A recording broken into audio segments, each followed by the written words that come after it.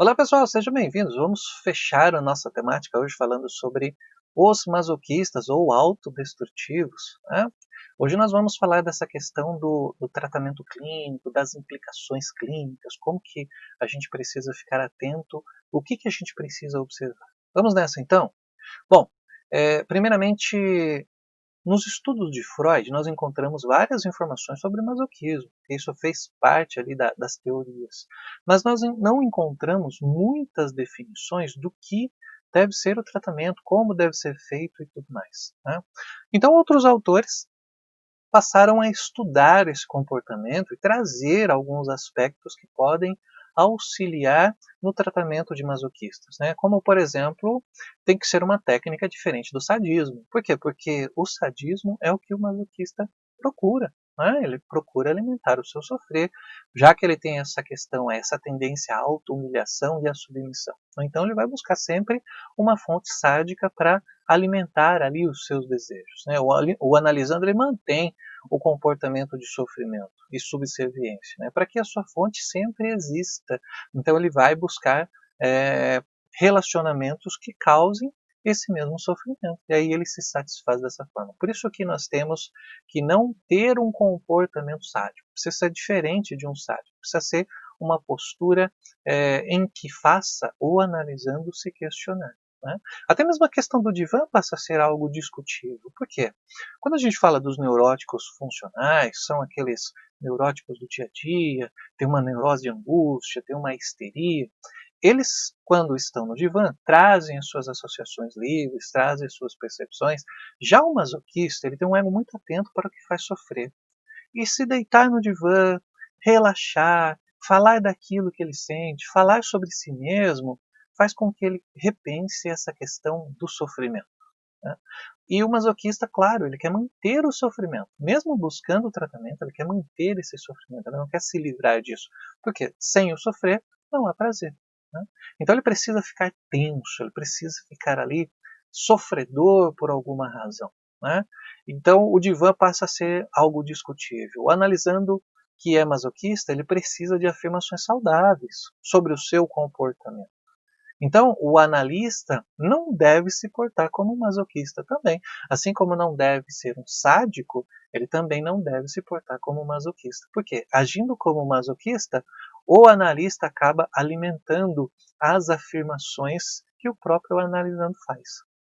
Então são aspectos que a gente precisa ficar muito atento aí quando a gente está atendendo os masoquistas, né? Até mesmo a questão do pagamento deve ser observada.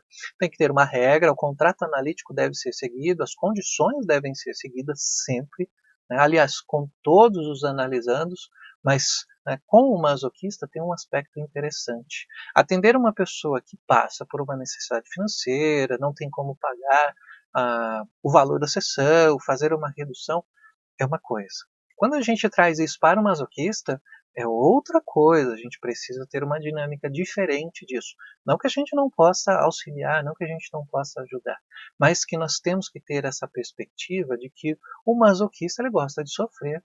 E já vimos exemplos aqui, já falei de um exemplo de uma pessoa que ela mantinha as suas dívidas, porque a dívida causava sofrimento, então ela tinha as dívidas para que ela pudesse então se satisfazer nesse aspecto. E o que nós precisamos fazer é direcionar esse olhar do masoquista para aquilo que ele está fazendo, para o seu próprio comportamento. Né? O masoquista ele busca meios de sofrer e a cobrança pode alimentar os seus sofrimentos. Né? Então, por isso que nós temos que entender esse aspecto. E alguns chegam, inclusive, a fazer novas dívidas, justamente para continuar sofrendo. Então, quando a gente fala do autossacrifício terapêutico, né, a gente precisa entender que não traz resultados para a análise de masoquista. Bom, mas como que a gente conduz a análise então? O caminho da análise do masoquista é conduzi-lo para ver os seus valores, ver as suas qualidades, ver aquilo que ele tem de bom e direcionar isso para o entendimento de que isso também traz prazer. Né? Também aí é uma fonte de prazer, de satisfação. Muitas vezes a ação do analista, agindo dessa maneira, né, de conduzindo esse olhar para o comportamento, vai despertar raiva e crítica. Por isso, nesse momento, elas passam a perceber que existem aceitação delas pelas outras pessoas. Né? Mesmo quando perdem a paciência. Então, os analisandos masoquistas, né, essas pessoas, elas passam a perceber isso. A raiva é uma mudança de comportamento, é um movimento aí para olhar para si. E se já há transferência, essa raiva vai continuar. Por quê? Porque ela é natural, né? E o analista ele precisa suportar essa raiva para poder proporcionar esse momento de entendimento pelo analisando. Né? A raiva é natural e pode ser entendida pelas outras pessoas, assim como outros sentimentos, outras reações que o masoquista pode ter. Né? E cada vez mais entendendo que não é o seu comportamento fragilizado que causa prazer. Né? Quando a raiva surge, isso pode fazer com que o masoquista se sinta egoísta. E ser egoísta é olhar para si. Então ele vai tentar negar ou moralizar o que está ocorrendo. Há uma tendência aí de um acting out para tentar negar a reação, negar, moralizar. Por quê? Porque o masoquista ele quer manter a sua fonte de sofrimento. Isso a gente sempre tem que ter em mente. Né? E tratar essa raiva do analisando também com a maior naturalidade faz com que eles passem a remodelar o seu próprio comportamento, porque eles vão entendendo que há outras formas de serem aceitos, serem acolhidos pelas outras pessoas. E falando em acolhimento, o acolhimento, lógico, deve acontecer, né? O lugar de fala deve existir, mas no tratamento, o analista sempre deve conduzir o analisando a contrariar as suas próprias expressões de sofrimento, a questionar as suas formas de sofrer. Né? Por que será que essa forma de sofrer traz tanto prazer assim? Então, deve-se evitar aí expressões como, por exemplo, coitado de você, que pena que isso aconteceu, né? Ou qualquer outra expressão que possa trazer essa sensação de piedade, porque é justamente isso que o masoquista está buscando. Né? Então, olha que importante: o analista ele não pode ser sádico, ele não pode ser contra-masoquista, ele não pode ser masoquista. Como é que deve agir, então, o analista? O analista ele vai agir de uma forma natural, vai lidando com esses comportamentos do analisando de uma forma bastante natural, de uma forma bastante é, é, representativa ali no sentido de calma, de tranquilidade, de mostrar que há outras fontes de prazer. Né? O masoquista sempre vai tender aí para o desamparo, para a tristeza, e é exatamente isso que o analista deve trabalhar. Deve suportar esse comportamento de raiva, de crítica, ou então o seu comportamento de desamparo. Né? E não se deve querer salvar o analisando, não é o papel do analista. Né? O analista ele deve direcionar o analisando para esse olhar de querer ser salvo, como, por exemplo, trazer esses comportamentos de desamparo. Né? Mas tem uma atenção muito importante, em outros vídeos já falei disso também, e aqui é importante repetir. Né? Tem que ter um cuidado muito grande para não confundir masoquista com o depressivo. Tá? O masoquista ele tem um ganho no seu sofrimento, então ele tem uma tendência em manter esse sofrimento. Se o depressivo for tratado como um masoquista, isso poderá agravar o seu quadro psíquico.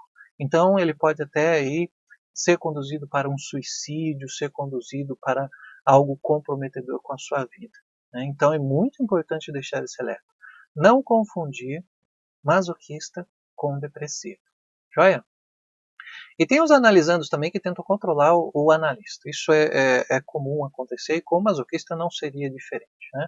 Há analisandos que, por exemplo, tentam controlar as férias, controlar a agenda do analista. Né? E alguns analistas acabam pensando dessa forma também. Né? Como, por exemplo, não posso tirar férias. Nossa, se eu tirar férias vai acontecer isso. Né? Se eu tirar férias vai acontecer aquilo. Então, é muito importante o próprio analista ter essa percepção de como está sendo o seu comportamento. O analista muitas vezes precisa recusar a sentir a ansiedade que o masoquista quer causar, né?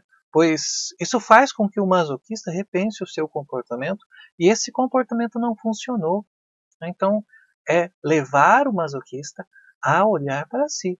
E nós devemos ter um cuidado aí com a pressa em trazer alguns entendimentos, né, algumas questões, como por exemplo aí, usar uma psicanálise selvagem. Se nós formos muito rápidos em alguns pontos, isso vai ser entendido como uma ameaça, uma acusação, né? E o masoquista, ele gosta dessa questão de ser humilhado, porque é isso que ele gosta, né? É isso que ele procura.